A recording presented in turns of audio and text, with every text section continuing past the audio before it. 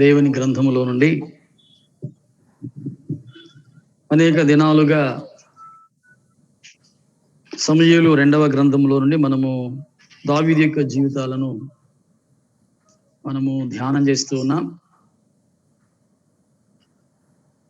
సమూయేలు గ్రంథం 16వ అధ్యాయం నుండి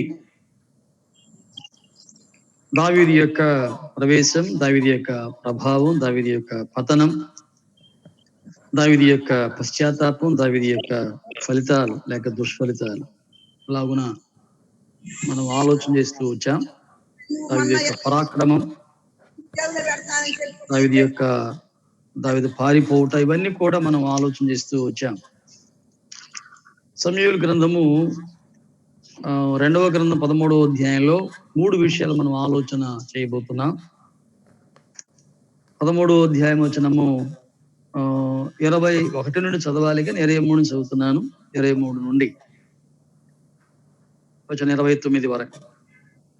2 సంవత్సరాలు అయిన తర్వాత ఎఫ్రాయిమునకు సమీపమనందు బయల్దాసోర్లో అబ్షాలోము గొర్రెల బొచ్చు కత్తిరించు కాలము రాగా అబ్షాలోము రాజకుమారులందరినీ విందునకు పిలిచాను. అబ్షాలోము రాజునొద్దకు వచ్చి, చిత్తగించుము, నీ దాసునైన నాకు గొర్రెబొచ్చు కత్తిరించు కాలము వచ్చాను. రాజువైన నీవును నీ సేవకులను విందునకు రావాలనని నీ దాసునైన నేను కోరుచున్నానని మనవి చేయగా, రాజు, నా కుమారుడా, మమ్మును పిలవద్దు, మేము నీకు అధిక భారముగా ఉందుము, మేమందరము రా తగదని చెప్పినను. అబ్షాలోము రాజును బలవంతము చేశాను. అయితే దావీదు వెళ్ళనుల్లక అబ్షాలోమును దీవించి పంపగా, అబ్షాలోము, నీవు రాకపోయిన ఎడల నా అన్నయ్యగు అమ్నోనును మాతో కూడా వచ్చునట్లు సెలవిమ్మని రాజుతో మనవి చేశాను. అతడు నీ యొద్దకు ఎందుకు రావాలనని రాజు అడగగా, అబ్షాలోము అతని బతిమాలినందున రాజు అమ్నోనును తన కుమారులందరూ అతని యొద్దకు పోవచ్చును అని సెలవిచ్చాను.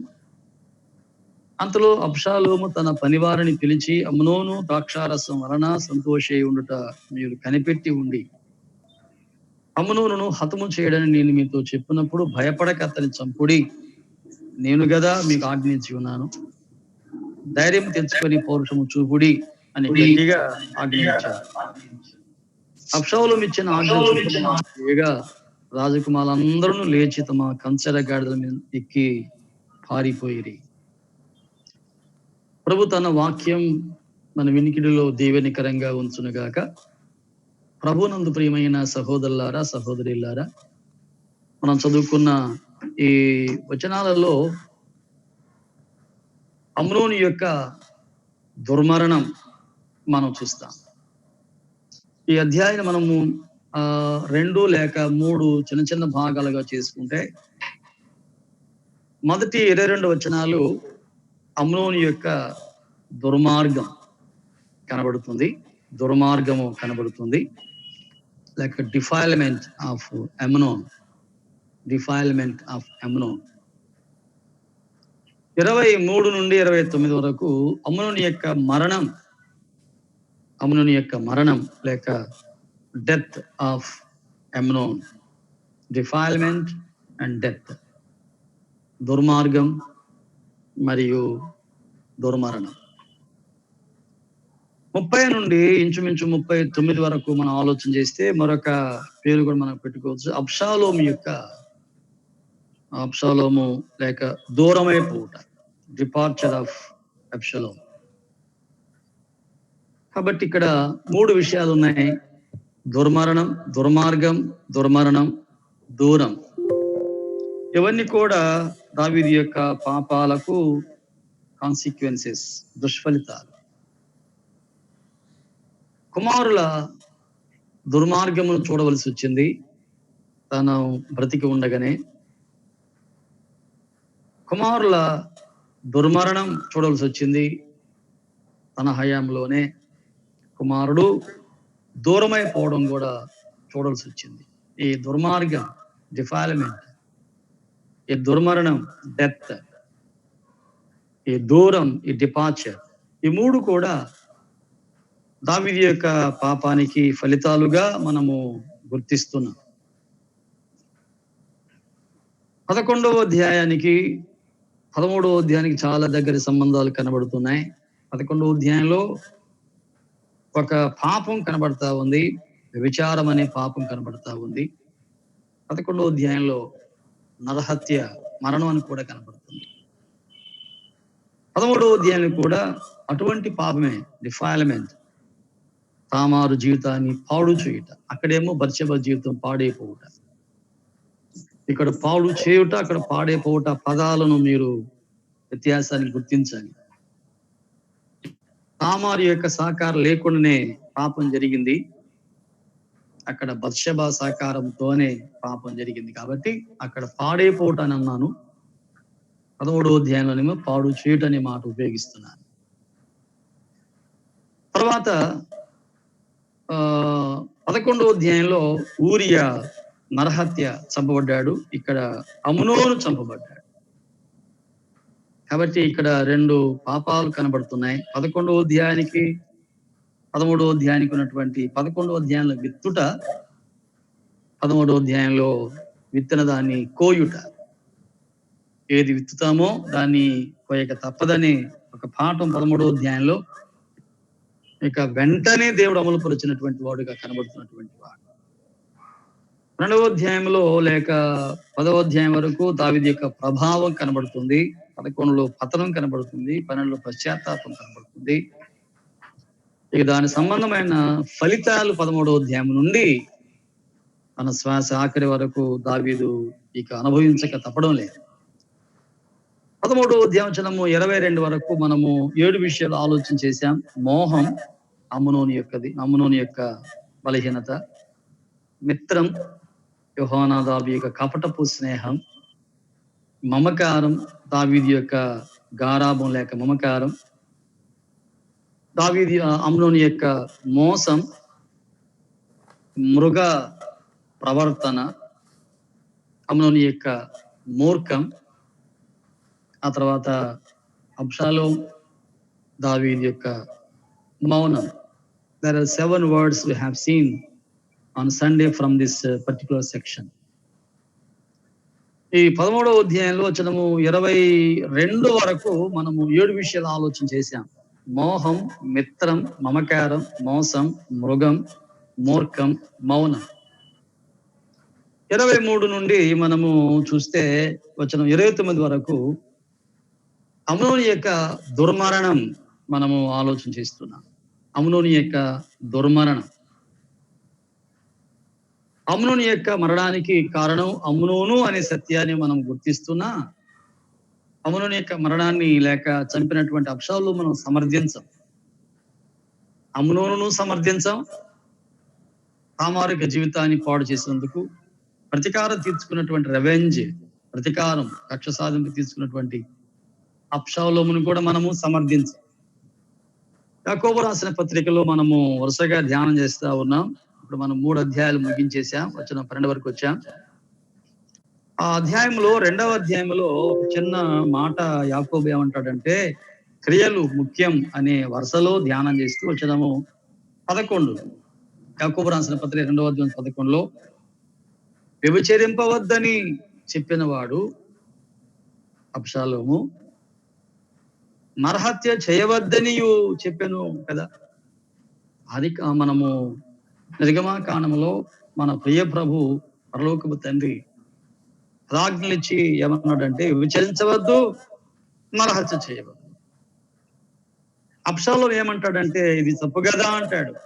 నా చెల్లెల జీవితాన్ని పాడు చేసిన వారిని నేనేం చేయాలి, పగ తీర్చుకోవద్దా అని అంటాడు. అబ్షాలోము, what you said is correct, decision what you have taken is correct. కానీ నీవు మరొక వ్యక్తిని హత్య చేస్తానంటే కూడా బైబిల్ ఒప్పుకోదు. విచారం ఎంత పాపమో నరహత్య కూడా అంతే సమానమైనటువంటి పాపం. 11 యాకోబు పత్రిక. కనుక నీవు వ్యభిచరింపకపోయినను లేక అటువంటి పాపం లేకపోయినా నరహత్య చేస్తే ధర్మశాస్త్ర విషయంలో అపరాధివైతివి అని యాకోబు, అంటే ప్రతి పాపానికి కూడా దేవుడు ఎంత గట్టిగా హెచ్చరిస్తున్నాడు, గద్దిస్తున్నాడు. ఏ ఒక్కరి పక్షంగా ప్రభువు లేడు. పక్షపాతం లేని దేవుడు. ఒకరు చేసిన తప్పుల్ని సమర్థిస్తూ మరో చేసిన తప్పుల్ని గద్దించే దేవుడు కాదు. పాపంగానే చూసి గద్దించే మహాదేవుడు. దావీదును సమర్థించడు, అమ్నోనును సమర్థించడు, తామారును సమర్థించడు, బత్షెబను సమర్థించడు, యోవాబును సమర్థించడు, అబ్షాలోమును కూడా సమర్థించడు కదా. కాబట్టి ప్రతి వ్యక్తి యొక్క పాపాన్ని, వాళ్ళలో ఉన్న దుర్గుణాన్ని ప్రభువు సహించడు, ఆయన సమర్థించడు. గాని ఆయన తీర్పు చేయడంలో ఏమాత్రం పక్షపాతం లేకుండా చేసేవాడు. తామారు జీవితాన్ని ఇలా చేశాడయ్యా నీ పెద్ద కుమారుడు, జ్యేష్ఠుడు అని జవాబు కబురు వస్తే వచనం 21లో చదువుతున్నాను, 13వ అధ్యాయం. ఈ సంగతి దావీదునికి వినబడినప్పుడు అతడు బహురౌద్రము తెచ్చుకునేను. బహురౌద్రం అని అంటే ఆ ముఖ కవళికలు, ఆ కోపం తీవ్ర చూస్తే ఏమైనా చేస్తాడేమో అన్నట్టు అనిపించాడు మహాభక్తుడు దావీదు. కానీ ఏమీ చేయలేదు కదా. చాలా సార్లు ఎవరైనా తప్పు చేస్తే చాలా కోప్పడతారు, కానీ ఏమీ చేయకుండా విడిచిపెట్టేస్తారు. ప్రభుత్వాలు కొంతమంది కదా, అధికారులు కొంతమంది, ప్రభుత్వాలు కొన్నిసార్లు ఇలా జరుగుతూ ఉంటాయి. కుటుంబాల్లో కూడా ఇలా జరుగుతూ ఉంటాయి, సంఘాల్లో కూడా ఇలా జరుగుతూ ఉంటాయి. తప్పు చేశాడా? No brother, we cannot tolerate him అని అవి మాటలకి అంటాం. ఏ యాక్షన్ తీసుకున్నట్టుగా కూడా ఉండవు. గవర్నమెంట్స్ కానీ, ఫ్యామిలీస్ కానీ, అసెంబ్లీస్ కానీ, మరెవరైనా they must be an action taken కదా. ఒక యాక్షన్ తీసుకోవాలి. ఇక్కడ దావీదు విన్నాడు, కోపడ్డాడు కూడా, కానీ ఎటువంటి యాక్షన్ తీసుకోకపోవటం, పిలవడం కానీ, గద్దించడం కానీ, క్రమపరచడం కానీ, కొంత హెచ్చరించడం కానీ, సిగ్గుపరచడం కానీ, ఎందుకు అలా చేస్తానని మందలించడం కానీ ఏమీ చేయలేదు. మేబీ లవ్ టువర్డ్స్ అమ్నోన్, జ్యేష్ఠుడు కదా, ఆ తర్వాత సింహాసనాసీనుడు అతడే కదా. ఒకవేళ రాజయ్యవాడు ఉంటే రేపొద్దున అపహాసం చేస్తే తప్పు కదా. కాబట్టి కొడుకు కదా, రాజు కదా, రాబోయే రారాజు కదా, ఎన్నెన్నో ప్లాన్స్ దావీదుకు ఉన్నాయేమో. కాబట్టి మందలించలేదు, గద్దించలేదు, రౌద్రం మాత్రం చూపించాడు. అంతే. అవసరమా? రౌద్రం చూపించిన మాత్రాన న్యాయం చెల్లించినట్టు ఉంటుందా? The lack of justice is there. న్యాయమునకు చోటు అక్కడ లేదు. అమ్మును జ్యేష్ఠుడు అయితే అయ్యుండవచ్చు, వాసుడు అయితే అయ్యుండవచ్చు, next king, would be king అయితే అయ్యుండవచ్చు కదా. అక్కడ తప్పకుండా దావీదు he would have taken some action against Amnon కదా. అమ్నోనును గద్దించాల్సినటువంటి దావీదు మౌనమైపోయాడు. అందుకే వచనము 6లో 7లో మనం చదివాం సండే. మమకారం అంటే అదే గారాబం, మమకారం పేరెంట్స్ కు, నాయకులకు ఉండకూడదు. పక్షపాతం అని మనం ఉపయోగించాలి కదా. అధికారులకు పక్షపాతం ఉంటది. ఒక ఆఫీసర్ తప్పు చేస్తే పై ఆఫీసర్ మందలిస్తాడు. తన ఫ్రెండ్ తప్పు చేస్తే అదే ఆఫీసర్ చూస్తున్నట్టుగా పోతాడు. న్యాయమేనా? ఒక్కొక్కరికి ఒక్కొక్క న్యాయమా చెప్పండి. చట్టాలు కూడా ఒక్కొక్కరికి చట్టమా? చట్టము ప్రతి ఒక్కరికి అదే రకమైన శిక్ష విధించాల్సింది. కానీ మనము చూస్తా ఉన్నప్పుడు మన సరౌండింగ్స్ అదే తప్పు చేసిన వ్యక్తికి గవర్నమెంట్ శిక్ష పడడం, అదే తప్పు చేసినటువంటి కాస్త ఇన్ఫ్లుయెన్స్డ్ పీపుల్కి ఏమో శిక్ష లేకపోవడం అన్యాయం. కానీ మనుషులు అన్యాయం చేసి చేయవచ్చునేమో, కానీ పరలోకపు దేవుడు దావీదు మౌనంగా ఉన్న అబ్షాలోము పగ సాధించాలని ప్రయత్నాలు చేస్తున్న దేవుడు, he decided to kill Amnon. He decided to judge and punish Amnon. దేవుడు మౌనంగా ఉండడు. కొన్నిసార్లు మనము వెంటబడుతూ అధికారులు మనకు న్యాయం చేయకపోవచ్చు, అసెంబ్లీస్ లో కూడా, సంఘాల్లో కూడా న్యాయం దొరకపోవచ్చు, ఫ్యామిలీస్ లో కూడా మనకు న్యాయం దొరకపోవచ్చు. కానీ పరలోకపు తండ్రి మహాదేవుడు మనకు న్యాయం తప్పకుండా తీర్చేవాడు. దావీదుకు ప్రేమ చేత ఇలా అమ్నోను శిక్షించకపోవడం ఏలీని గుర్తు చేస్తున్నటువంటి వాడు. దావీదు న్యాయాధిపతుల గ్రంథములో సమూయేలు గ్రంథములో మొదటి గ్రంథములో 2వ అధ్యాయంలో ఏలీ తన కుమారులు హోప్ని ఫినెహాసులను ఎంత దేవుని కంటే ఎక్కువగా ఎంత ప్రేమించాడు, దేవుని కంటే ఎక్కువగా గొప్ప చేసుకున్నాడు అని రాయబడి ఉంది సమూయేలు 2వ గ్రంథంలో. కుమారులు పిలిచి గద్దించకపోవడం, వారిని క్రమశిక్షణ తీసుకురాకపోవడం ఏలీ చేసిన పొరపాటు బట్టి ఏలీ చనిపోయాను. ఫిలిష్తీయులతో చేసే యుద్ధంలో హోప్ని ఫినెహాసులు కూడా చంపబడ్డారు. దేవుడు ఊరుకోలేదండి. కాబట్టి నాయకులుగా ఉన్నటువంటి వారు తమ క్రింది వారికి న్యాయం చేయాలి. తమ్ముడు తనోడైన ధర్మం చేయాలి కదా అన్నట్టుగా, ధర్మం చెప్పాలి కదా అన్నట్టుగా దావీదు ధర్మం చేయాలి, ధర్మం చెప్పాలి కానీ మౌనంగా ఉన్నాడు. కానీ అబ్షాలోము కూడా మౌనంగా ఉన్నాడు. కానీ అబ్షాలోముది ఇంకొక ఆలోచన. చాలా దీనుడిగా, సౌమ్యంగా, సాత్వికంగా, సహనంగా ఉన్నట్టుగా కనబడతాడా? అబ్షాలోము చూపించేది సహనమా కాదు, సౌమ్యమా కాదు, శాంతమా కాదు, ఓర్ప కాదు, ఓరిమే కాదు, సహించుకోవడమా కాదు, ప్రేమనా కాదు, కపటం and hidden plan is there.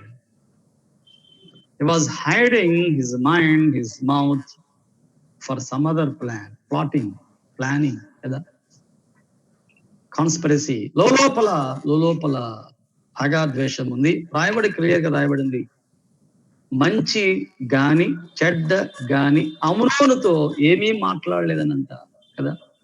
అమ్నోను ఎదురుపడి ఉండొచ్చు అబ్షాలోముకి, బాగున్నావని పలకరించలేదు, ఎందుకు ఇలా చేసావని అడగలేదు, మౌనంగా వెళ్ళిపోయాడు.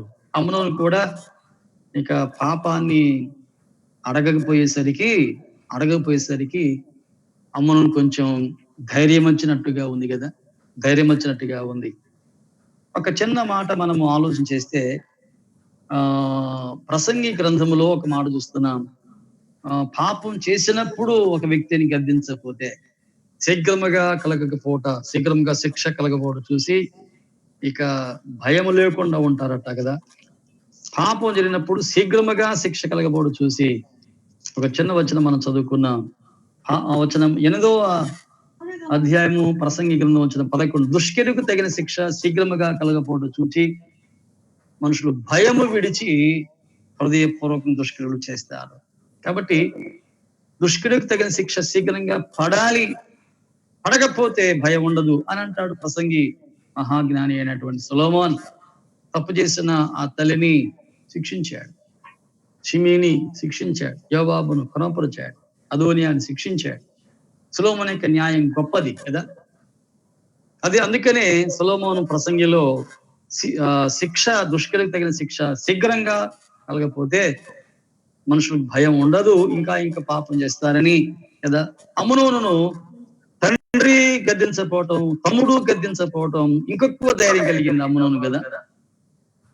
తమ్ముడైనటువంటి అబ్షాలోము పరసత్తముడే కదా, తండ్రి తమ్ముడు ఇద్దరు గద్దించకపోవడం, ఇక తామారు కూడా నిస్సహారాలుగా ఉండిపోవడం అనుకున్నాడు.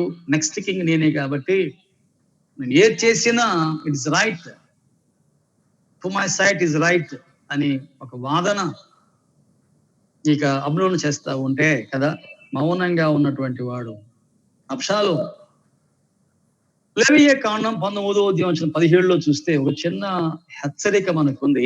చూడండి, లేవియకాండం 19వ అధ్యాయం 17లో ఏముందనంటే అబ్షాలోము ఏం చేసి ఉండాలి. 17, నీ హృదయములో నీ సహోదరుని మీద పగ పట్టకూడదు. అబ్షాలోము సంగతే కాదు, అదోనియా సంగతే కాదు, అమ్నోను సంగతే కాదు, ఈనాడు సంఘాల్లో మన సంగతి కూడా కదా. సహోదరులు అనేటువంటి వారు, సహోదరులు ఉన్నటువంటి వారు ఎవరైనా సరే కదా, హృదయములో నీ సహోదరు మీద పగ పట్టకూడదు. విచిత్రం ఏంటంటే ఈనాడు విశ్వాసులే, సంఘాల్లో ఉన్నటువంటి వారి, కుటుంబాల్లో ఉన్నటువంటి వారే పగబట్టేవారుగా ఉన్నారు.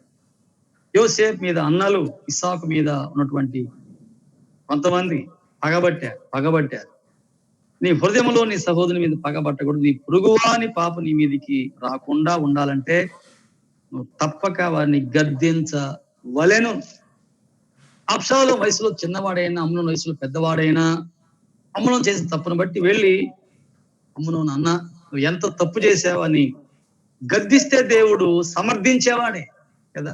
గద్దిస్తే దేవుడు సమర్థించేవాడే గాని అమ్నోనును అబ్షాలోము గద్దించకపోతే ప్రేమ ఉందనా? మర్చిపోయాడనా? మౌనంగా ఉంటే ఏమి చేయడనా? మౌనంగా ఉండి ఎంత కీడు చేశాడో కదా. కాబట్టి మౌనము దీనత్వం కాదు, మౌనము సాత్వికం కాదు, మౌనము సహనము కాదు, మౌనము ఆత్మీయత కూడా కాదు. మౌనంగా ఉంటే ఆత్మీయత అనుకుంటావా? కాదు సుమా.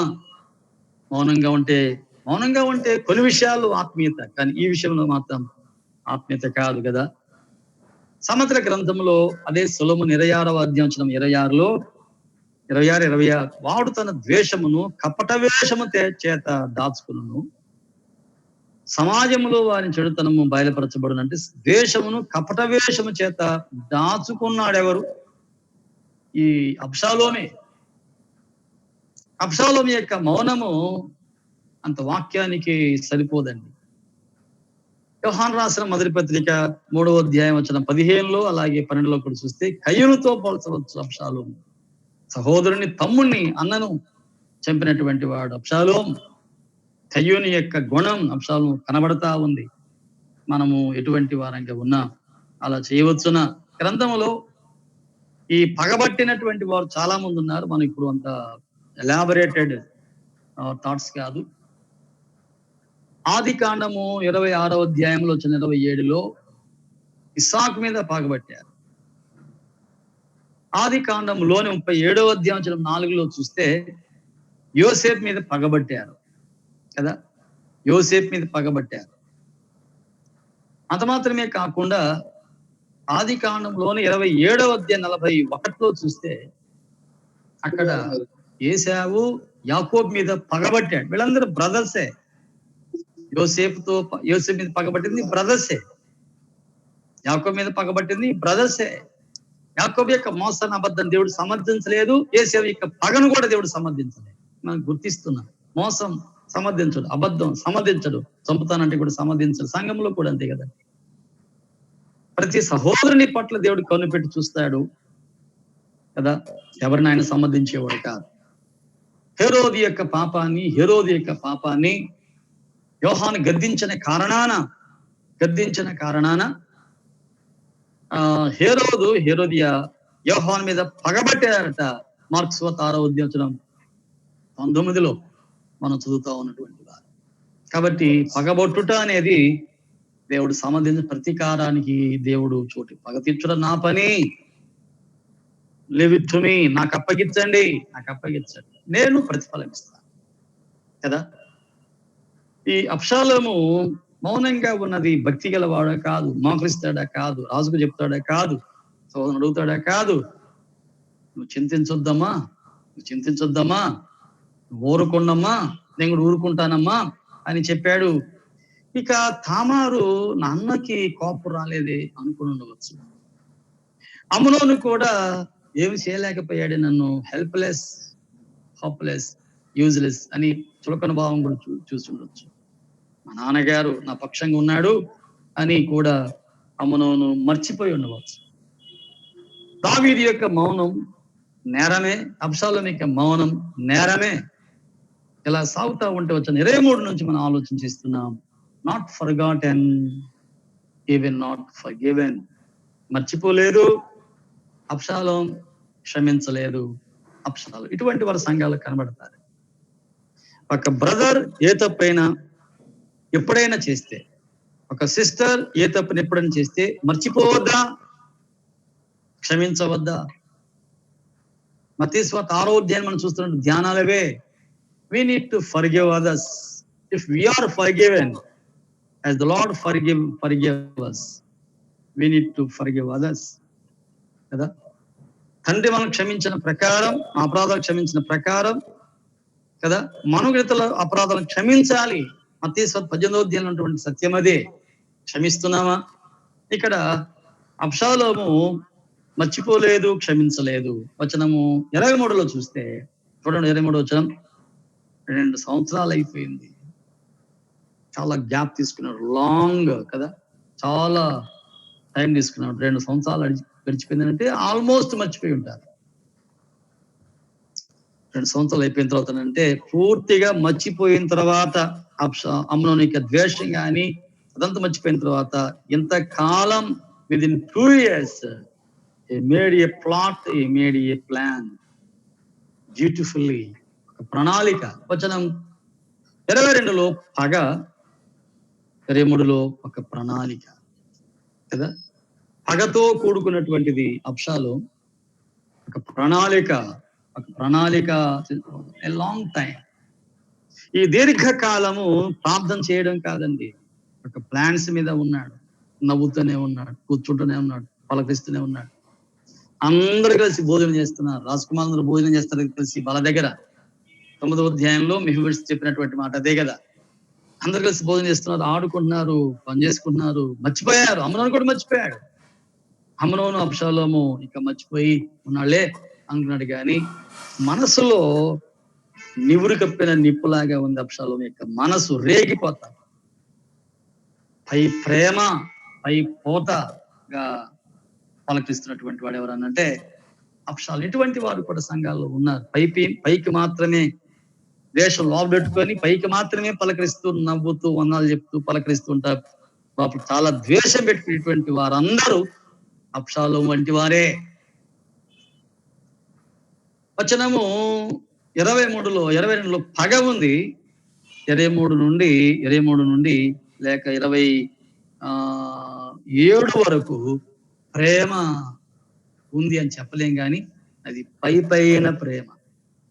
పగ 22వ వచనం, 23 నుండి 26 వరకు పైన ప్రేమ లేక కపట ప్రేమ, హిపోక్రటికల్ లవ్.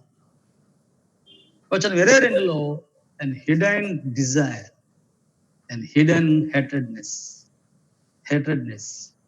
వచనము 23 నుండి 26 వరకు హిపోక్రసీ కదా. హిపోక్రసీ, హేట్రెడ్నెస్ 23 నుంచి హిపోక్రసీ, 22లో పగ, 23 నుండి పైకి ప్రేమ లేక ప్రణాళిక కదండి.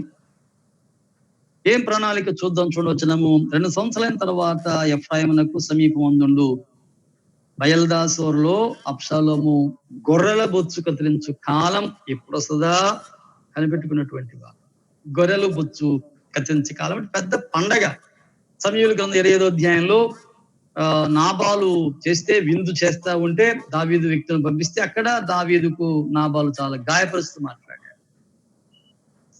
కాబట్టి గొర్రెల బొచ్చు కత్తిరించే చాలా యూదులకు చాలా పెద్ద పండగ, చాలా పెద్ద విందు చేస్తారు.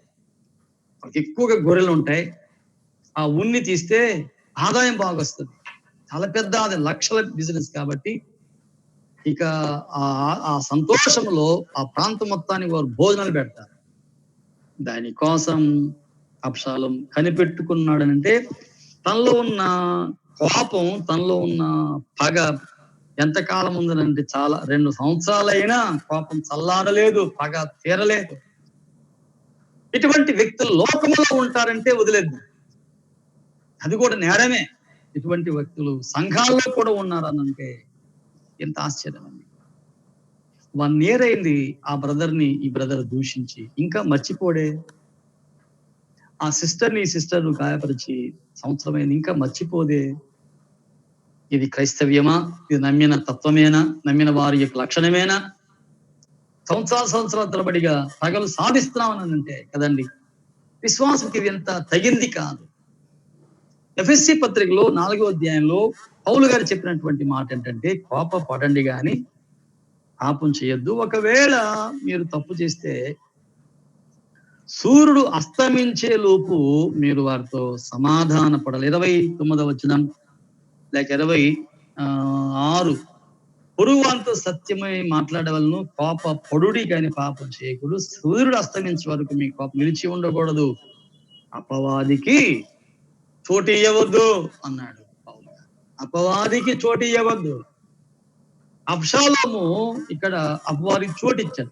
అమ్నోను అపవాదికి చోటు ఇచ్చాడు. సెటానిక్ ప్లాన్ అది అమ్నోను వైపు. ఇప్పుడు అబ్షాలోము పట్టుకున్నాడు అపవాదికి చోటు ఇచ్చాడు అమ్నోను. యెహోనాదాబు అపవాది యొక్క సాధనం, అమ్నోను అపవాది యొక్క సాధనం, అబ్షాలోం అపవాది యొక్క సాధనం, తామార్ అబ్షాలోం యొక్క సాధనం కదా, సాతాను యొక్క సాధనం. అబ్షాలోము, అమ్నోను, తామారు వీళ్ళందరూ కూడా అపవాది వాడుకున్నటువంటి సాధనాలు. సోదర సహోదరి, నీవు కోప్పడి పగ సాధిస్తూ ఉంటే నీ ఒక సాధనం ఎవరికి? అపవాదికని గుర్తుపెట్టుకో.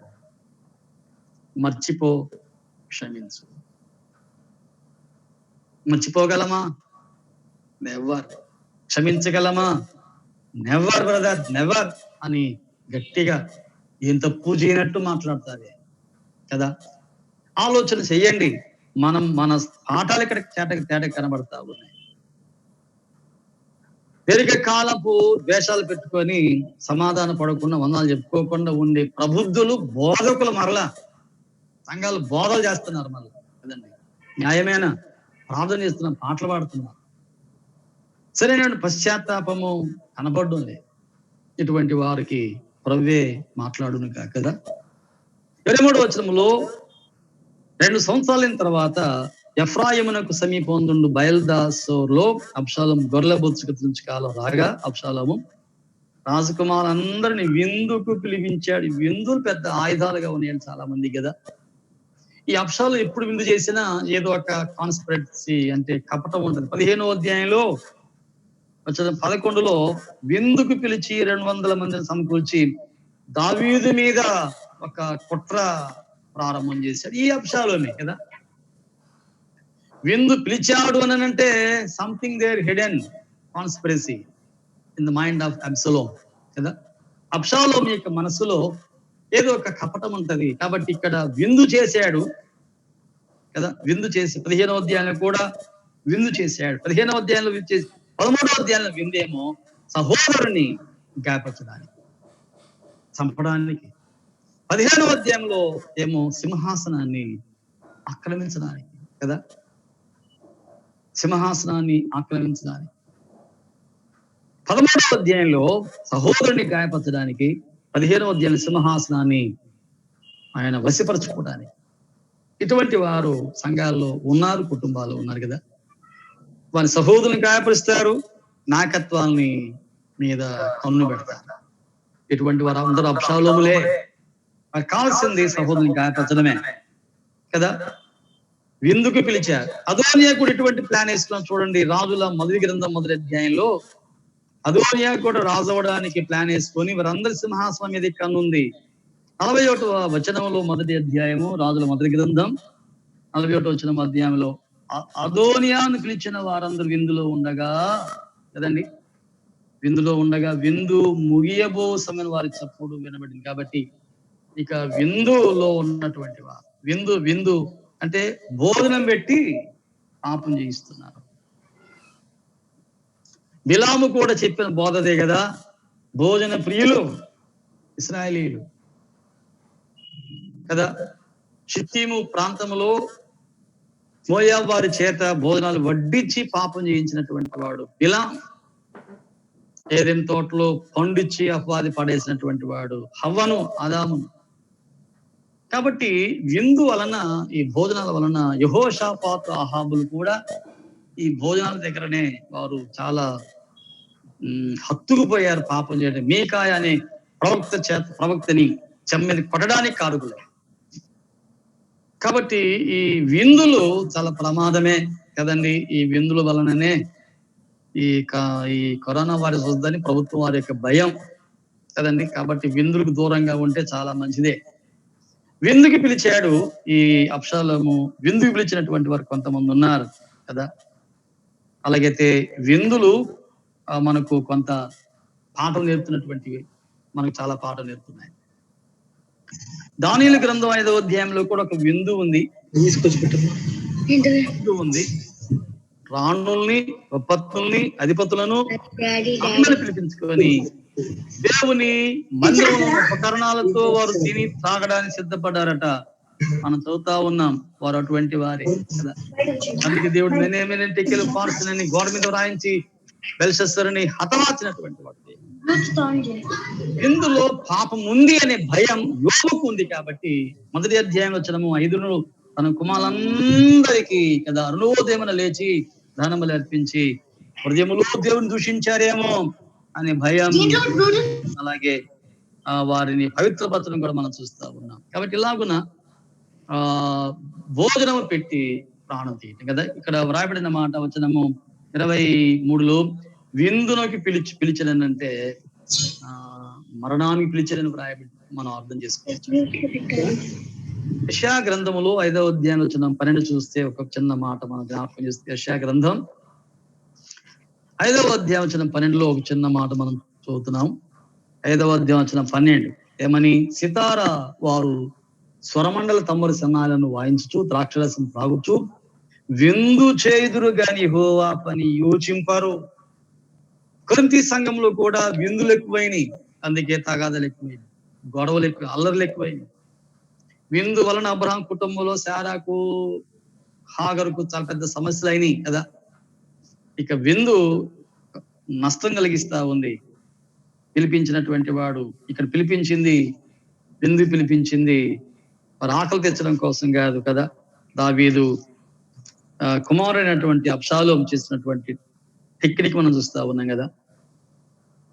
ఇది అబ్షాలోముకి ప్లాన్ ఎక్కడిది అని నేను ఆలోచన చేస్తా ఉంటే నాకు ఒక ఆలోచన తట్టింది. అబ్షాలోము దావీదు కుమారుడు కదా, దావీదు జీన్స్, దావీదు గుణాలు అబ్షాలోము తప్పకుండా ఉంటాయి కాబట్టి దావీదు ఏం చేసి ఉంటాడు కొంత ఆలోచన చేసి కష్టపడితే 11వ అధ్యాయం ఒక వచనం నాకు దొరికింది. వచ్చిన 8లో ఊరియాతో ఏం చెప్తున్నాడు దావీదు అన్నాడు పాపం చేయడానికి. తర్వాత దావీదు అంటాడు, ఇంటికి పో, శ్రమ తీర్చుకో అని ఊరియాకి చెప్పి వచనము 11లో భోజన పానములు ఏర్పాటు చేసి వచనము 13లో బాగా తినిపించి భోజనానికి పిలిపించి బాగా తాపించి మత్తునిగా చేసి, కాబట్టి మత్తునిగా చేసి భోజనం పిలిచి చంపే ఈ ప్లాన్ ఎక్కడిది?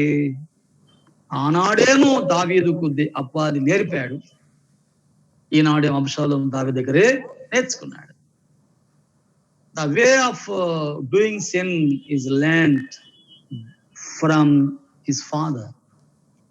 దావీదు యుద్ధ నుండే అబ్షాలోము నేర్చుకున్నాడు. కాబట్టి దావీదు భక్తి నేర్పాడు, నో డౌట్, పాపం కూడా నేర్పాడు. తల్లిదండ్రులుగా మనం పిల్లలకి ఏం నేర్పుతున్నాం? ఇంట్లో ఉన్నప్పుడు నీ పిల్లల ముందు గుసగుసగా ఒక బ్రదర్ మీదనో ఒక సిస్టర్ మీద మాట్లాడుతున్నప్పుడు నేర్చుకుంటారు పిల్లలు. పిల్లలు లేనప్పుడు ఏదన్నా అవసరం వస్తే మాట్లాడుతున్న విషయాలు. పిల్లలు ఉన్నప్పుడు కాదు సుమా, they are observing you, they are watching at you. మీ పిల్లలు మిమ్మల్ని పోలి నడుస్తారు. నేను మా డాడీ లాగా ఉండాలంటారు చిన్న బిడ్డ, నేను మమ్మీ లాగా ఉండాలంటారు చిన్న కుమార్తె. అంటే వారు మీ లైఫ్ ఇమిటేట్ చేస్తున్నారు. అబ్షాలోముకి ఈ విందుకు ఏర్పాటు చేసి చంపే ఈ ప్లాన్ ఎక్కడిది? దావీదు యుద్ధ నుంచి నేర్చుకున్నాడు. ఊరియాకు ఎన్ని నేర్పుతా ఉన్నాడు కదా. అక్కడక్కడ కథలుగా చెప్పుకుంటా ఉంటే అబ్షాలోము వినడా? తెలియదా? దేశం మొత్తం తెలుసు మీ నాన్న సామాన్యుడా, ఊరియాని తినబెట్టి తాపించి ఎంత పాపం చేసి చంపేశాడు అని అంటే అవునా అని నేర్చుకున్నటువంటి వాడు అబ్షాలోము. కాబట్టి దావీదు ఇండైరెక్ట్ గా తన పిల్లల్ని పాడు చేసినట్టే. సహోదరి సహోదరుడా, ఇండైరెక్ట్ గా నీ పిల్లలను పాడు చేస్తున్నావు. నీ పాపం, నీ చూపులు, నీ ప్రవర్తన, నీ మాటలు, నీ స్నేహం, నీ త్రాగుడు, నీ జోదం, నీ అల్లరి, నీ చెడ్డ స్నేహం, నీ చెడ్డ జీవితం, ఇవన్నీ పిల్లలు గమనిస్తున్నారు. నీ నడక, నీ కదలిక అంతా చూస్తున్నారు. పిల్లలు ఉన్నారనైనా మనము ప్రభు కొరకై లోబడి జీవిద్దాం. అబ్షాలోము ఇక్కడ నేర్పుతున్న పాఠం ఏంటంటే వారిని పిలిచాను. వచనము 24 నుంచి చూద్దాం, ప్రణాళిక ఎలా ఉందో చూద్దాం. 22లో పగ, 23లో ప్రణాళిక, 24లో ప్రేమ అలా మాట్లాడుతున్న వచనం 24. అబ్షాలోము రాజు వద్దకు వచ్చి ఏమన్నాడనంటే, ఎంత తీయగా మాట్లాడుతున్నాడో కదా, ఈ ప్రేమ పలుకులు ఎంత తీయగా మాట్లాడుతున్నాడో. చిత్తగించుము, నీ దాసునైన నాకు గొర్రెబొచ్చు కత్తిరించే కాలం వచ్చాను. రాజు అయిన నీవు, నీ సేవకులు, ఇంకా నీ సేవకులు విందుకు రావాలి. పిల్లల సంగతి ప్రస్తావించలేదు, నీ సేవకులు రావాలి అని అంటా ఉంటే కదా, అందరిని పిలిచి నేను పిలవాలనుకుంటున్నాను నాన్నగారు, అని చిన్నగా ప్రారంభం చేశాడు. The plan, the way he was speaking. మాటలు ఎలా ఉన్నాయో, కొంతమంది మాటలు మాట్లాడుతుంటే నమ్మబుద్ధిగా ఉంటాయి, ఎంత నమ్మక ద్రోహంగా ఉంటాయో కదా. నమ్మబుద్ధిగా ఉంటే నమ్మక ద్రోహంగా ఉంటాయి కదండి. మరి మాటలు చూస్తుంటే ఇక బొట్లో పడిపోతాం అన్నట్టుగా ఉంటాం. అంత అంత తీయగా మాట్లాడతారు. కీర్తన గ్రంథములో దావీదే అనుభవపూర్వకంగా రాసినటువంటి మాట 12వ కీర్తనలో వచనము 2 దయచేసి తీసి చూస్తే, అందరూ ఒకరితో ఒకరు అబద్ధములాడుదురు, ఇది మన సంగతేనా? మోసకరమైన మనస్సు గలవారే ఇచ్చకములాడు పెదవులతో పలుకుదురు, ఇది మన సంగతేనా? ఆలోచన చేయండి. ఇచ్చకములాడు పెదవులన్నిటిని యెహోవా, బింకములాడు నాలుగున్నిటిని యెహోవా కోసివేయును. మా నాలుగుతో మేము సాధిస్తాం. అబ్షాలోము అంటాడు, మా నాలుగుతో మేము సాధిస్తాం. మా పెదవులు మావి, మా ప్రభు ఎవడని వారు అనుకుంటారు. ప్రభు తీర్పు తీర్చడానికి సిద్ధంగా ఉన్నాడు కదా. మన తీయటి పలుకులు కదా, తేనె పూసినట్టు కదండి, ఎంత ప్రేమగా మాట్లాడతారు. సోదరుడా, ఈ భాగంలో ఎన్ని రిహార్సల్స్ వేసుకుని ఉంటాడో దావీదు. ఇలా మాట్లాడాలి, ఇలా మాట్లాడితే మా నాన్నగారు ఒప్పుకుంటాడు, ఇలా మాట్లాడితే అమ్మునోను వస్తాడు, ఇలా మాట్లాడితే నేను పాపం పడవేయగలను, నా ప్లాన్స్ అన్ని నెరవేర్చుకోవాలంటే ఇలా మాట్లాడాలని కదా. ఒక నటుడు ఎన్నిసార్లు రిహార్సల్స్ చేసుకుంటాడో కదా. ఎట్టంటే ఆ ఫీలింగ్స్ ఎట్టుంటాయి, ఇలా మాట్లాడితే ఆ ఉద్రేకం, ఇలా మాట్లాడాలి, రిహార్సల్ చేసుకుంటారంటే నటనకి ఎక్కువ ప్రాధాన్యత కలుగుతా ఉంది లోకంలో. నటులకి ఎక్కువ అవకాశాలు ఉన్నాయి. 55వ కీర్తనలో వచ్చిన 21లో వారి నోటి మాటలు వెన్నవలే మృదువుగా ఉన్నవి. కీర్తనలు 55:21. అయితే వారి హృదయములో కలహం ఉన్నది. వారి మాటలు చమురు కంటే నునుపైనవి, అయితే అవి వర తీసిన కత్తులే. ఈ వచనాల్లో మనం కనబడుతున్నామేమో ఆలోచన చేసుకుందాం. మనం ఉండకుందుము గాక. అబ్షాలోము మాటలు నేర్పరి, సౌందర్యవంతుడు. 2 years he has taken, he took time. 2 సంవత్సరాలు టైం తీసుకున్నాడు. ఎంత ప్లాన్డ్ గా, ఎంత ప్రీ ప్లాన్, ఒక ప్రొసీజర్. ఎంత గుండెల్లో ఎంత కోపం నింపుకొని ఉన్నటువంటి వాడండి. దేవుడు సమర్థించడు, ఒప్పుకోడు కదా. చిత్తగించమని దాసుని నాకు విందు చేసుకోబోతున్న రాజు, నీవు నీ సేవకుల ఎందుకు రావాలి, నీ దాసునైన నేను కోరుచున్నాని మనవి చేయగా, వచనము 25లో రాజు, నా కుమారుడా, పాపం నమ్మేశాడు. మమకారం చెప్పాను కదా, గారాబం అని చెప్పాను కదా. కుమారుడంటే పిచ్చి ప్రేమ ఎవరికి? దావీదుకే. నా కుమారుడా మమ్మును పిలవవద్దు అంటే, కుమారుడు ఖర్చు పెడితే ఖర్చు బిడ్డ తట్టుకోలేడని కదండి. అక్కడేమో అమ్నోనుకు జబ్బు చేస్తే తట్టుకోలేకపోయాడు ఈ తండ్రి, ఇక్కడ డబ్బు ఖర్చు అయిపోతే తట్టుకోలేకపోతున్నాడు ఈ తండ్రి. అక్కడేమో జబ్బు, ఇక్కడేమో డబ్బు కదా. అక్కడ జబ్బు నటన, ఇక్కడ డబ్బు కూడా నటనే. దావీదు ఎంతో గొప్ప భక్తుడిగా ఎందుకో ఆ డిజర్న్మెంట్, ఆ వివేచన ఎందుకు కోల్పోయాడు? Why? Because it's the one of the consequences of sin. You will lose your discernment when you sin against the Lord.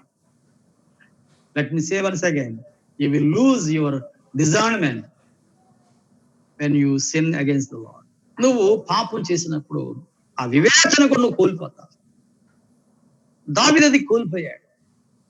అమ్మును నమ్మాడు, తామారును తాను పంపించాడు కదా.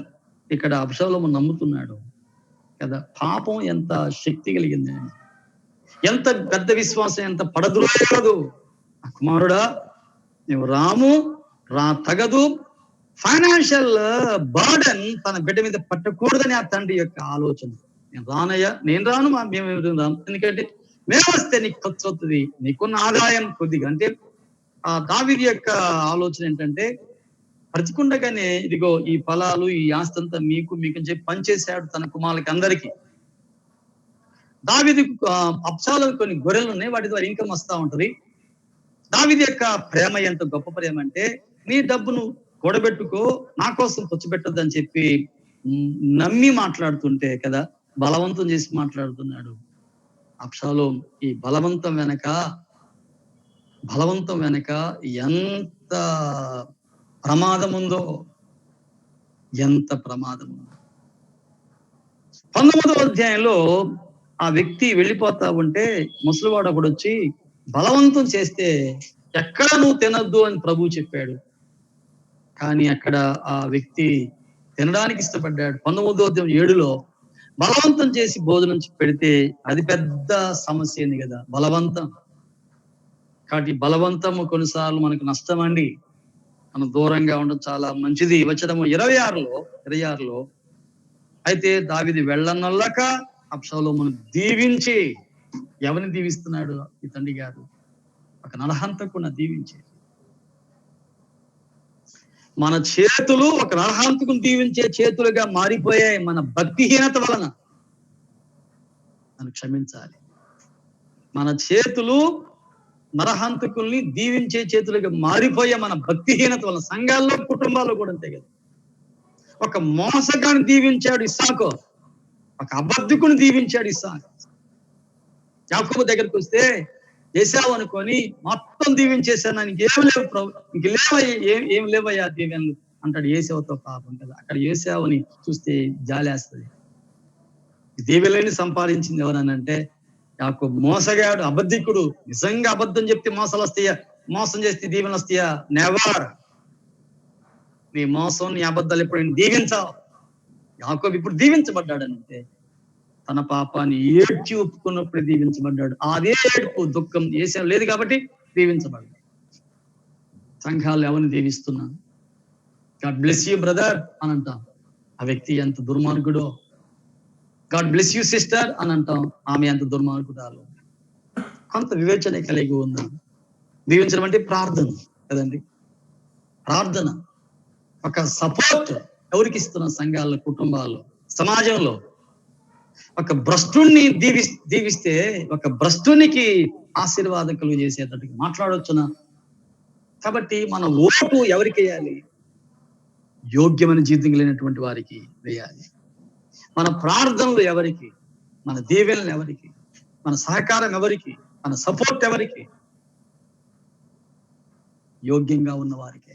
అబ్షాలోమును దీవించాను, నేను అనుకున్నాను హృదయపూర్వకంగా దీవించాడు కానీ అతను యోగ్యుడు కాదని. Is not worthy of blessings of David. దీవెనకు తగినటువంటి వాడు కాదు. అబ్షాలోం గర్విస్తే, అహంకారం కదా, అధికార కాంక్ష కలిగినటువంటి వాడు, అపిత్రత కలిగినటువంటి వాడు, మంచివాడు కాదండి అబ్షాలోం. రూపం ఉంటే ఉందేమో కానీ అబ్షాలోం కానీ మంచివాడు, మంచి గుణం కాదు అబ్షాలోం. అటువంటి వారిన మన కుటుంబాలు దీవించేటటువంటి వారిన, సమాజంలో సహకరించేటువంటి వారిన సంఘాలు ప్రోత్సహించేది కదా. జాగ్రత్త పడదాం, తొందరపడద్దు.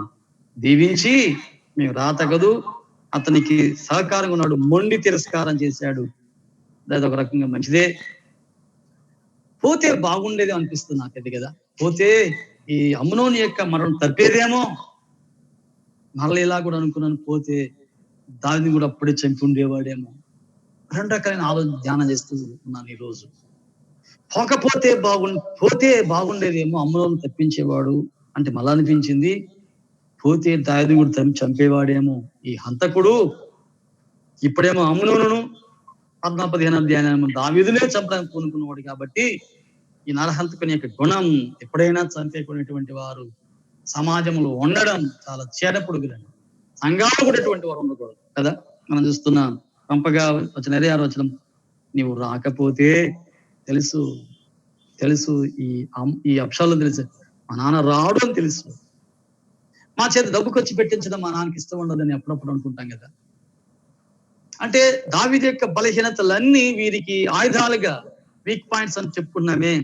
ఈ వీక్ పాయింట్స్ అన్ని వారికి వెపనగా ఉపయోగపడుతుంది, ఆయుధాలుగా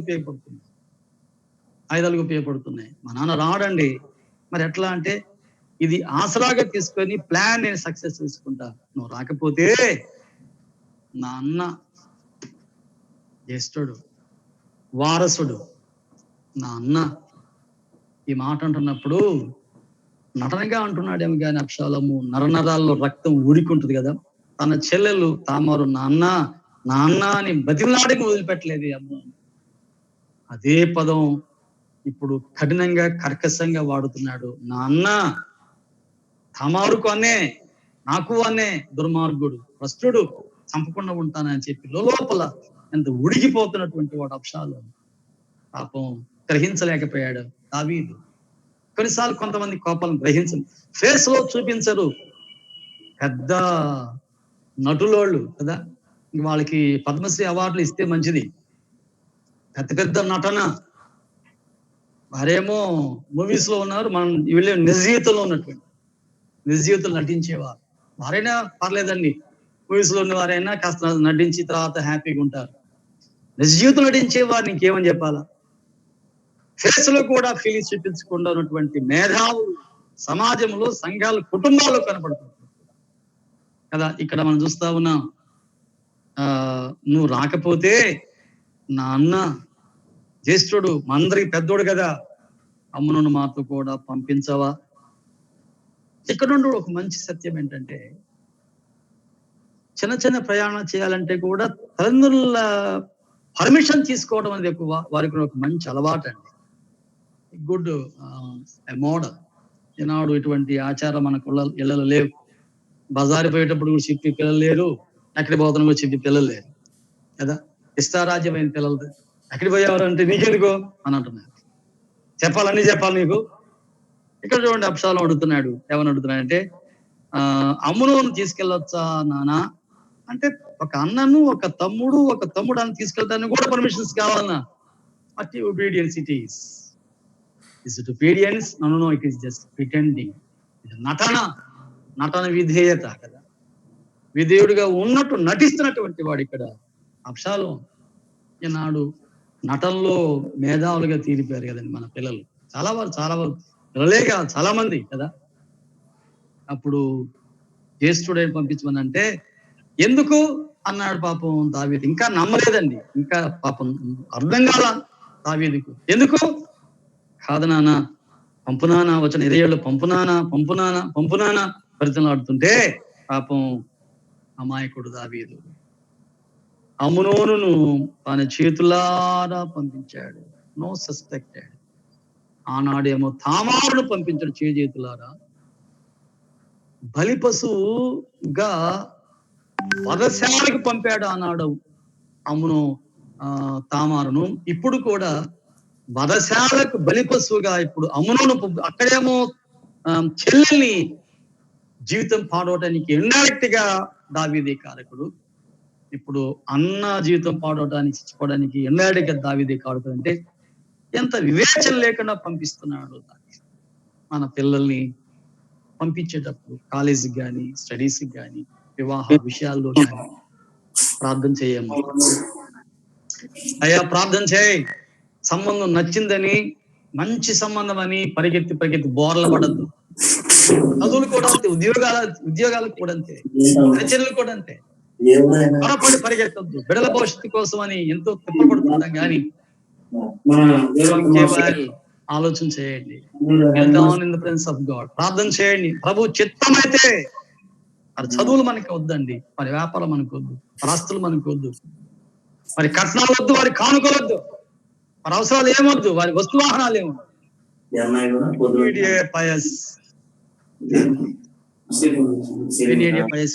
మన కుటుంబాల్లో కోడలుగా వచ్చేవారు, అల్లుడుగా వచ్చేవారు ఎటువంటి వారే ఉండాలి. భక్తి పరులై ఉండాలి. భక్తిగా లేనప్పుడు వారి కట్నాలు అవసరమా, వారి విశ్వాసం అవసరమా, ఉద్యోగాలు అవసరం, వారి అందం అవసరమా, చక్కదనం ఎలా పంపిస్తున్నాం? మన పిల్లల్ని ఎక్కడికి పంపిస్తున్నాం, ఎలా పంపిస్తున్నాం? ఆలోచన చేయవా బ్రదర్? పంపడమే ముఖ్యం కాదు, మనం ప్రభు కొరకై మన పిల్లల్ని బోధలో, శిక్షలో వారిని ఎక్కడికి పంపిస్తున్నాను నీ పిల్లల్ని? మా ఫ్రెండ్స్ తో కలిసి మేము డిస్కస్ చేస్తూ మేము సబ్జెక్ట్ సిద్ధపడుతున్నాం నాన్న పోతాడు. ఆడిపోతున్నాడు. నీకు కంప్యూటర్ ఆడటానికి పోతున్నాను అంటాడు. ఆడిపోతున్నాడు. ఏం చేయడానికి పోతున్నారు కదా. మనం వెంటబడి చూడలేం కానీ మనం చేయవలసింది ప్రార్థనే కదా. దావీదు సరే పంపించినప్పుడు అబ్షాలోకి మనసులో అమ్నోను మీద ఒకటి తామోరును చంపినందుకు, తామోరుకి జీవితం పాడు చేసినందుకు చంపాలి. రెండవది, ఈ అమ్నోను రాజ్యానికి వారసుడు. ఇక్కడ అబ్షాలోం చంపడానికి not for only revenge but for also reign. అంటే తామారు చేసిన దాన్ని బట్టి చంపడం ఒక కారణం. రెండవది, రాజ్యం కోసం కూడా అబ్షాలోంకి ప్లాన్ ఉందంటే అధికార కాంక్ష 14వ అధ్యాయంలో హఠాత్తుగా పుట్టింది కాదు, బిగినింగ్ నుంచి అబ్షాలోంకి ఉంది. అమ్నోను చంపితే ఇక కిలియాబు 15 ఎప్పుడో చనిపోయాడు కాబట్టి ఇక నెక్స్ట్ వారసుడు ఎవరనంటే లైన్ ప్రకారం, కుమారుల వరుస ప్రకారం చూస్తే అబ్షాలోమే. మధ్యలో కిలియాబు ఉన్నాడు, చనిపోయాడు అని చెప్తా ఉన్న రికార్డ్స్. అంటే అబ్షాలోం తర్వాత ఇక అమ్నోను, కిలియాబు, అబ్షాలోం. అమ్నోను తొలగిపోతే కిలియాబు లేడు కాబట్టి నెక్స్ట్ నేనే కదా. అందుకు కూడా అమ్నోను చంపడానికి ప్లాన్ వేసుకున్నటువంటి వాడు. అబ్షాలోం మంచివాడు కాదు కదా. వచనము 27లో అబ్షాలోం అతన్ని బతిమలాడినందున, అంటే మాటలు ఎంత చక్కగా నేర్చుకున్నటువంటి వాడండి. మాటలు ఇర్మియా గ్రంథములో 41వ అధ్యాయంలో వచనం 6-7లో కూడా బ్రతిమలాడి పిలిచి దారిలో చంపేశారు.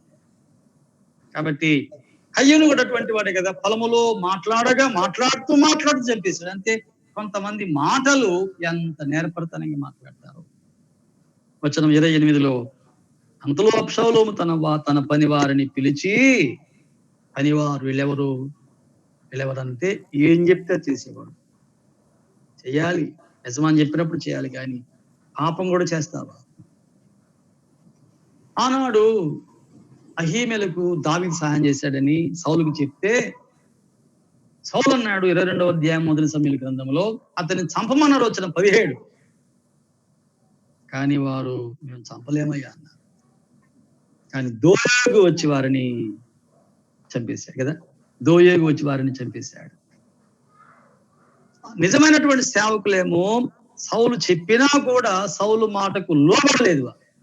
అహీమెలకు చంపడానికి ఎందుకు? యాజకుడు కాబట్టి చంపడం ధైర్యం చేయలేదు. రాజాజ్ఞ వారు తోసిపుచ్చారు. కానీ దోయేగు దుర్మార్గుడు, దుష్టుడు అహీమెలకు చంపేశాడు. ఇక్కడ కూడా అబ్షాలోం చెప్పిన పని చేయటమేనా అంటాడు. ఇక్కడ అబ్షాలోము వచనము 28లో అమ్నోను రాక్షసం వల్ల సంతోషే ఉన్నట మీరు కనిపెట్టి, మీకు ఇదే డ్యూటీ, బాగా తాగిందాక చూసి కనిపెట్టి అమ్నోను హతము చేయండి. నేను మీతో చెప్పినప్పుడు భయపడవద్దు, అతను మీరు చంపండి, నేను కదా ఆజ్ఞ ఇచ్చాను, ధైర్యం తెచ్చుకోండి, పౌరుషంగా ఉండండి. హామాను చంపినందుకు మనం పౌరుషంగా ఉండొద్దా? మీరు నా పక్షంగా పనిచేయొద్దా? మన ఆడపిల్ల కదా. హామారు ఎవరు? మన ఆడపిల్ల కదా, నా చెల్లెలు కదా. వారికి ఎంత నూరిపూసాడు. పౌరుషము, ధైర్యము దుర్మార్గపు కార్యాలకి, దైవ కార్యాలకి చెప్పండి. మనం ఒకరి కింద పనిచేస్తున్నాం, బాస్ కింద పనిచేస్తున్నాం, తప్పుడు పని ఎంత చేస్తావా? ఉద్యోగం ఉన్నంత మాత్రం చేయాలి. ఉద్యోగం చేస్తున్న సహోదరులకు మనం చేస్తున్నాం. మీ పైన ఉన్నట్టు ఆఫీసర్స్ తప్పుడు పనులు చేపిస్తే రిజెక్ట్ చేయండి. తప్పిన ప్రభువులను పోషిస్తాడు. అపవిత్రమైన కార్యాలకు బాస్ అయినా సరే లోబడద్దు. షడ్రకు, మేషక్, అబేద్నెగో అనేవారు ఆ విగ్రహమునకు మ్రొక్కక అగ్నిగుండంలో పట్టడానికైనా వారు ఇష్టపడ్డారు. ఏలియాను పిలుచుకుందామని ఆహా పంపిస్తే పోయిన వాళ్ళందరూ దుర్మార్గంగా మాట్లాడదు. కానీ రాజుల మొదటి గ్రంథంలో 2వ గ్రంథం 1వ అధ్యాయంలో ఒకడు చమత్కారంగా, అయ్యా దైవజనుడా క్రిందికి రాయ్యా అని చెప్పి బ్రతిమలాడితే అతని ప్రాణం దక్కి అంతకుముందు ఉన్నటువంటి వారు గర్వంగా ఏలియా దిగిరా ఆహాబులు ఇస్తున్నాడు అంటే, ఆహాబు ఇచ్చే ఉద్యోగాలు బట్టి, ఆహాబు జీతాలకు గర్వంగా మాట్లాడారు. ఆహాబు ఉంటే చాలనుకున్నారు వారు కదా. ఏలియాకు గొప్పతనం వారికి అర్థం కాదు. అబ్షాలోం చెప్పిన పని అంతా చేసినటువంటి వారే గాని మనం ప్రభువుకు భయపడవద్దా? దైవ కార్యాలకు మనం లోబడి ఉండవద్దా? కొరింథీ పత్రిక 16వ అధ్యాయం 13లో ప్రేమ కలిగి చేయండి, పౌరుషం గల వారి దైవ కార్యాల్లో పౌరుషంగా ఉందాం, దుర్మార్గ కార్యాల కోసం కావాల్సిన మనం ఎలా ఉన్నాం? దేవుని సేవకులుగా ప్రభువుకు లోబడి జీవిస్తున్నాం. మనం ప్రభువుకు భయపడాలి, ప్రభువు లోబడి జీవించాలి కదా. సౌలు కూడా ఆ కన్న పిశాచం గల వాని యొద్దకు ఆమె దగ్గరికి వెళ్ళి, ధైర్యంగా చెప్పు, నీ పక్షం నేనున్నాను అని ఆమెను ధైర్యపరిచాడు. సమయలు గ్రంథం మొదటి గ్రంథం 28:13 ఆ మాట వ్రాయబడింది. వీళ్ళందరూ కూడా ఎటువంటి there are all the servants of human beings doing mischievous things, wrong things against the Lord. వీరందరూ మానవ సేవకులు అయి ఉండి దేవునికి విరోధంగా పాపం చేశారు. కానీ కొంతమంది ఉన్నారు దేవునికి భయపడి పాపం చేయలేదు. యోసేపు ఒక ఇంట్లో దాసుడు, జీతగాడు, పాపం చేయలేదు. షడ్రకు మేషకు అబేద్నెగో అనేవారు జీతగాడిగా ఉంటూ, సేవకులకు దాసులుగా ఉంటూ పాపం చేయలేదు. మన ఆఫీసులో, ఫ్యాక్టరీలో, కంపెనీలో ఉద్యోగాలు చేస్తున్నాం. పాపానికి మాత్రం ఒడిగట్టద్దు. ప్రభు కొరకే నిలబడండి, ప్రభు మనల్ని దీవిస్తాడు. వారు లేచి కదా ఏం చేశారు? వారు చంపేశారు. ఎంత భయంకరం అండి! వారి యొక్క ఈ అబ్షాలోము యొక్క పాపాలను వారు పాలుపుచ్చుకున్నటువంటి వారుగా ఉన్నారు. మనం ఎలా ఉన్నాం? దేవుని సేవకులం. కృత నిబంధనలో దేవుని సేవకులం. మనం ప్రభు కొరకు ఎలాగూ ఉన్న ప్రభుని సేవిస్తున్నామా? భళా నమ్మక మంచి దాసుడా అని పేరు మనం సంపాదించగలమా? ఎటువంటి వారంగా యజమానుని ఇంటిలో మరి అపహరించి దొంగతనం చేసి వచ్చినటువంటి ఒనేసిఫో పౌలు ద్వారా రక్షించబడ్డాడు. ఇప్పుడు నమ్మకమైన దాసుడిగా మళ్ళా ఫిలీమోని యొద్దకు పంపబడుతున్నటువంటి వాడు ఒనేసిమును దేవుడు మార్చి ఒక దొంగ మారిపోయాడు. అప్పుడేమో అబద్ధపు సేవకుడు, దొంగ సేవకుడు, ఇప్పుడేమో మంచి సేవకుడు. అందుకే కొలస్సీ పత్రికలో పౌలు చాలా చక్కగా జ్ఞాపకం చేస్తే ఒక చిన్న మాట చదువుతాను. ఎఫెసీ పత్రిక 6వ అధ్యాయంలో మనం చూద్దాం. దాసులారా, యథార్థమైన హృదయం గలవారై, 6వ అధ్యాయం 5, భయముతో వణుకుతో క్రీస్తుకు వలె శరీర విషయమై మీ యజమానులైన వారికి విధేయులై ఉండండి. మనుషులను సంతోషపెట్టువారు చేయనట్లు కంటి కనబట్టుకే మాత్రమే కాకుండా క్రీస్తు దాసులమని ఎరిగి దేవుని చిత్తమును మనపూర్వకంగా జరిగించుచు మనుషులకు చేసినట్లు కాదు, ప్రభువుకు చేసినట్లే ఇష్టపూర్వకంగా మీరు సేవ చెయ్యండి. చాలా మంచి మాటలను మీరు చదువుకోండి. సర్వెంట్స్ ఆఫ్ అబ్సలోమ్ కదా, సర్వెంట్స్ ఆఫ్ అవర్ లార్డ్. మనం ఎలా ఉన్నాం? అబ్సలోము సేవకులు దుర్మార్గంగా అమ్నోనును చంపారు. దేవుని సేవకులు మనము బ్రతికిస్తున్నామా, చంపుతున్నాం? ఒక పాపిని రక్షిద్దాం, కాపాడుదాం, స్వార్థ ప్రకటిద్దాం. స్వార్థ ప్రకటించి స్వార్థికులుగా మనం ఉందాం. పగ తీర్చుట మన పని కాదు, శిక్ష వేయట మన పని కాదు. ఒకవేళ సమాజం, సంఘం, ప్రభుత్వాలు, సంస్థలు, శాసనాలు ఒక వ్యక్తిని గద్దించలేకపోయినా, రుజువులు లేకపోయినా, శిక్షించలేకపోయినా, మన ప్రభువు ఉన్నాడు శిక్షించేవాడు. మనం ఎలా ఉన్నా ప్రభు కొరకు లోబడి జీవిత అబ్షాలోము వారంగా కాకుండా, దావీదు వలె కాకుండా, అమ్నోను వలె కాకుండా కదండి, మనము యెహోనాదాబు వలె కాకుండా భక్తిగా మనం జీవిద్దాం. కుటుంబపు యజమానిగా దావీదు న్యాయం చేయలేకపోయాడు. మనము ఆలోచన చేస్తే తామారును పంపించాడు. అమ్నోను యొక్క జబ్బు సరైనది కాదని గుర్తించలేకపోయాడు. అమ్నోను మీద రౌద్రం చిక్కించాడు కానీ శిక్షించలేకపోయాడు, గద్దించలేకపోయాడు. అబ్షాలోము యొక్క మాటలకు నమ్మాడు. అబ్షాలోము చెప్పినట్టే అమ్నోనును పంపించేశాడు. అమ్నోనుకు మరణానికి కారకుడు ఇండైరెక్ట్ గా దావీదు. మన పిల్లల్ని మనమే పొట్టన పెట్టుకుంటున్నాం. మన పిల్లల చావులకు మనమే కారకులు అవుతున్నాం. మన పిల్లల జీవితాలు పాడైపోవడానికి మనమే కారకులు. పోకూడని స్థలానికి దావీదు తామారును పంపించాడు. తల్లి, నీ ఆడపిల్లల్ని పంపిస్తున్నావు ఎక్కడికి? సహోదరుడా, నీ కుమారులు పంపిస్తున్నావు ఎక్కడికి? అక్కడేమో మొదటి భాగంలో తామారును పంపాడు, బలిపశువు అయిపోయింది. ఇక్కడేమో అమ్నోనును పంపాడు, బలిపశువు అయ్యాడు. తన కుటుంబం తన చేతుల పాడు చేసుకున్నాడు. చెప్పాలంటే ఒక తామారు జీవితం ఏమో ఘోరమైన పాపం చిక్కి వ్యభిచారం కదా, జారత్వంలో పడిపోయాడు. అమ్నోనేమో నరహత్య చేయబడ్డాడు. అబ్షాలోమేమో నరహంతుడిగా మార్చబడ్డాడు. దానికి కారణం దావీదే. ఒప్పుకున్నాం, మన కోసం బలియాగమైన ప్రభువుని చేర్చుకున్నాం. ప్రభువా, నా పాపం క్షమించు, రక్షించు నాయన, నీ రక్తంలో కడుగు ప్రభువా, నా కుటుంబం కోసం, నా కోసం నేను నీతిగా జీవిస్తానని ప్రభు నమ్ముకునే వారు ఉంటే ప్రభు నమ్ముకోండి, నీకోసం బలియాగమైన ప్రభువును చేర్చుకోండి. నమ్మినటువంటి మనము వివేచనగా ఉన్న బిడ్డల జీవితాన్ని కాపాడుకున్న ప్రతిదీ నమ్మొద్దు. ప్రభు సాక్షిగా జీవిద్దాం, న్యాయము చేద్దాం,